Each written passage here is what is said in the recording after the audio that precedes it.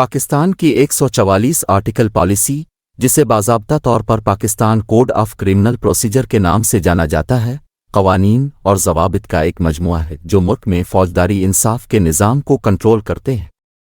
یہ پالیسی پہلی بار 1898 میں برطانوی نوآبادیاتی دور میں متعارف کرائی گئی تھی اور قانونی نظام میں تبدیلیوں کی عکاسی کرنے کے لیے اس میں کئی سالوں میں کئی ترامیم کی گئی ہے۔ اس مقالے میں ہم پاکستان کے 144 آرٹیکل پالیسی قواعد و ضوابط پر تفصیل سے بات کریں گے۔ پاکستان کی 144 آرٹیکل پالیسی کا جائزہ۔ پاکستان کی 144 آرٹیکل پالیسی کو کئی ابواب میں تقسیم کیا گیا ہے، جن میں سے ہر ایک میں فوجداری نظام انصاف کے مختلف پہلوؤں کا احاطہ کیا گیا ہے۔ پالیسی ان طریقہ کار کا خاکہ پیش کرتی ہے جن کی تفتیش، مقدمے کی سماعت اور مجرمانہ جرائم کی سزا کے دوران عمل کیا جانا چاہیے۔ یہ مشتبہ افراد کی گرفتاری، ضمانت اور حراست سے متعلق قوانین کے ساتھ ساتھ پولیس افسران اور عدالتی اہلکاروں کے طرز عمل کے لیے رہنما اصول بھی مرتب کرتا ہے۔ پاکستان کی 144 آرٹیکل پالیسی کا پہلا باب پالیسی کی تعریفیں اور عمومی دفعات بیان کرتا ہے۔ یہ پوری پالیسی میں استعمال ہونے والی مختلف اصطلاحات کی وضاحت کرتا ہے، جیسے عدالت، جرم اور پبلک سرونٹ۔ اس باب میں پالیسی کے دائرہ اختیار کی بھی وضاحت کی گئی ہے اور مجسٹریٹس اور دیگر عدالتی اہلکاروں کی تقرری کے طریقہ کار کا خاکہ پیش کیا گیا ہے۔ فوجداری عدالتوں اور دفاتر کا آئین۔ پاکستان کی 144 آرٹیکل پالیسی کا دوسرا باب فوجداری عدالتوں اور دفاتر کے آئین کا احاطہ کرتا ہے۔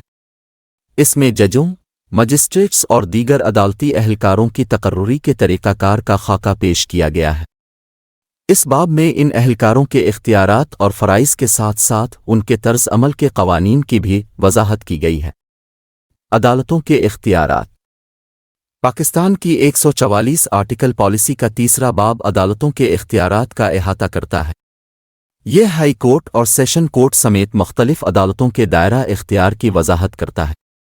اس باب میں عدالتوں کے درمیان مقدمات کی منتقلی اور گواہوں کو طلب کرنے اور تفتیش کا حکم دینے کے عدالتوں کے اختیارات کا بھی خاکہ پیش کیا گیا ہے۔ انکوائریوں اور آزمائشوں کے بارے میں عمومی انتظامات۔ پاکستان کی 144 آرٹیکل پالیسی کے چوتھے باب میں انکوائریوں اور ٹرائلز کے بارے میں عمومی دفعات بیان کی گئی ہے۔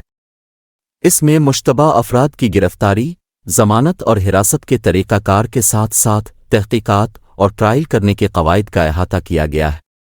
اس باب میں شواہد کی تیاری اور گواہوں کی جانچ کے طریقہ کار کی بھی وضاحت کی گئی ہے۔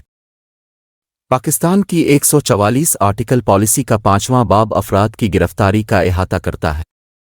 اس میں مشتبہ افراد کی گرفتاری کے وقت پولیس افسران کو ان طریقہ کار کا خاکہ پیش کرنا چاہیے جس میں طاقت کے استعمال کے قوانین اور گرفتاری کے لیے مشتبہ شخص کو بتانے کی ضرورت شامل ہے۔